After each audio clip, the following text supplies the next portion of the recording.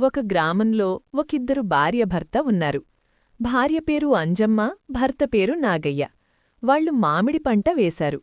వాళ్లు మామిడి ఇత్తనాలు నాటారు. పొలానికి నీరు పెట్టారు, మందులు కొట్టారు. మామిడి పంటకి విత్తనాలు వచ్చాయి, మామిడి పంటకి కాయలు వచ్చాయి. కాని మామిడి పంటకి పురుగు వచ్చింది. మామిడి పంట నాశనమైంది. వాళ్లు బాధతో ఏడ్చారు.